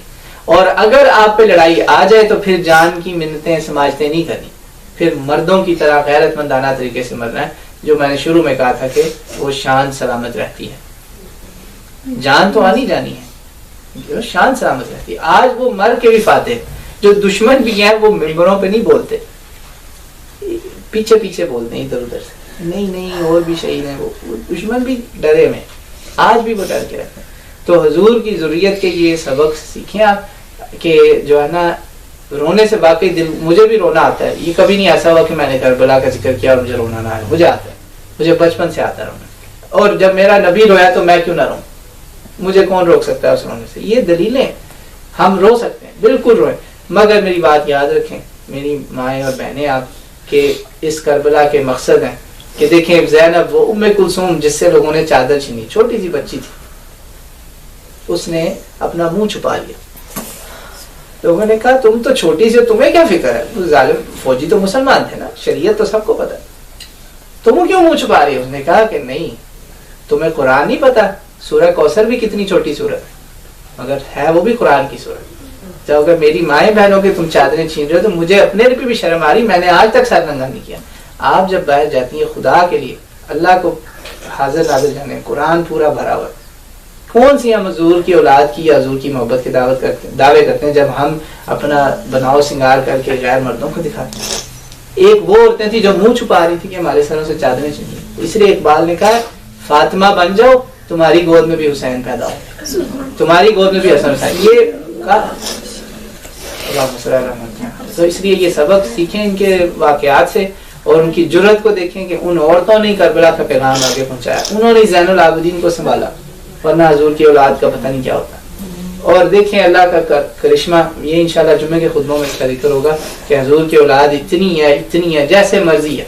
کئی لوگ کہتے ہیں نہیں جی بہت سارے سید جعلی بھی بن گئے, ٹھیک ہے بن گئے, ختم نہیں ہوئے. اللہ نے کہہ دیا نا ان شان کا ہوا, اور وہ ہو گئے. اکثر آج ان کا کوئی نام لینا بھی پسند نہیں کرتا, میں نام لیتا ہوں میرا منہ کڑوا ہو جاتا ہے, مجھے ان کا نام بھی نہیں لینا پسند. تو اگر آپ نے یہ سمجھ لیا کہ یہ کیوں ہوا, why it happened, how it happened and what is the outcome, آپ کی زندگی بدل جائے. یہ اس لیے اس کو don't take it just as a story, it has many lessons. اللہ تعالیٰ ہمیں اس کی توفیق دے اور حضور کی اولاد کی محبت عطا فرمائے. دعا کر لیں انشاءاللہ. اللهم صل على سيدنا محمد وعلى آله وأصحابه وبارك وسلم. إن الله وملائكته يصلون على النبي يا أيها الذين آمنوا صلوا عليه وسلموا تسليما. اللهم صل على محمد وعلى آل محمد كما صليت على إبراهيم وعلى آل إبراهيم إنك حميد مجيد. اللهم بارك على محمد وعلى آل محمد كما باركت على إبراهيم وعلى آل إبراهيم إنك حميد مجيد. اللهم ربنا تقبل منا إنك أنت السميع العليم وتب علينا إنك أنت التواب الرحيم. او اللہ ہمارے سے یہ نیک عمل, یہ نبی پاک صلی اللہ علیہ وسلم کی ذریت کا جو بیان ہوا, اس کو قبول و منظور فرما. ہمارے دلوں میں حضور پاک صلی اللہ علیہ وسلم, ان کی اولاد اور ان کے خاص اصحاب سب کی محبت پیدا فرما. یا اللہ ہمارے دلوں میں حضور پاک صلی اللہ علیہ وسلم, ان کی اولاد, ان کی ذریت, ان کے بچے اور ان کے آگے جو اولاد دنیا میں موجود ہے, ان میں جو کوئی بھی نیک اور صالح لوگ ہیں, ہم سب کے دلوں میں ان کی محبت پیدا فرما. ان سے پیار محبت سلوک اور ان کا احترام کرنے کی توفیق عطا فرما. اور ہمیں حضور صلی اللہ علیہ وسلم سے سچی محبت, جس میں ہم ان کے راستے پہ چل سکیں, اس پہ چلنے کی توفیق عطا فرمانا. ہمیں عملی محبت کی بھی توفیق عطا فرمانا. ہمیں جذباتی اور عملی دونوں محبتیں عطا فرما. یا اللہ ہمیں عملی محبت عطا فرما, اور اس محبت کے بدلے ہماری بخشش فرما, ہمارے گناہ معاف فرما, اور ہمیں جنت الفردوس میں داخل فرما. یا اللہ اس دنیا سے جتنے مسلمان جا چکے ان سب کو جنت الفردوس میں اعلیٰ مقام عطا فرما, اور ہمیں روز محشر ان کے ساتھ اکٹھا کرنا جن سے ہم محبت کرتے ہیں. یا اللہ تیرے نبی نے فرمایا کہ جو شخص جس سے محبت کرے گا وہ اس کے ساتھ ہی جنت میں جائے گا. یا اللہ ہمارے پاس حضور اور ان کی عطرت کی محبت کے سوا کچھ بھی نہیں ہے, ہمیں اس محبت کے صدقے جنت الفردوس میں داخل عطا فرما.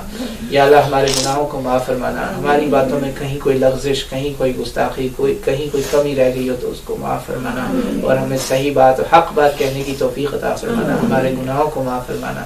یا اللہ مشکل کشائی فرمانا, تمام امت کے مسئلے مسائل دور فرمانا, امت میں محبت پیدا فرما, امت مسلمہ میں اتحاد پیدا فرما. یا اللہ ہمارے دلوں میں ایک دوسرے کے لیے محبت پیدا فرما, ہمیں ایک دوسرے سے پیار محبت کی توفیق عطا فرما, نفرتیں دور فرما. یا اللہ امت محمد کو جیسے اللہ نے قرآن میں کہا کہ امت واحدہ ہے, ایسے واحد بنا دے. یا اللہ ہماری امت محمدیہ کو امت واحدہ بنا دے. یا اللہ امت محمدیہ صلی اللہ علیہ وسلم کی تمام پریشانیاں دور فرما, اور ہمارے تمام مسائل کو دور فرما. تمام مسلمان مہاجرین جو بیار و مددگار کھڑے ہیں ان کی مشکلیں دور فرما, ان کی منزلیں آسان فرما. یا حی یا قیوم برحمتک نستغیث اصلح لنا شأننا كله ولا تكلنا إلى أنفسنا طرفة عين. اللهم اشف مرضانا ومرضى المسلمين, اللهم اشف مرضانا ومرضى المسلمين. اللهم ربنا تقبل منا إنك أنت السميع العليم وتب علينا إنك أنت التواب الرحيم. وصلى الله تعالى على رسوله خير خلقه محمد وعلى آله وصحبه. جزاك الله خير.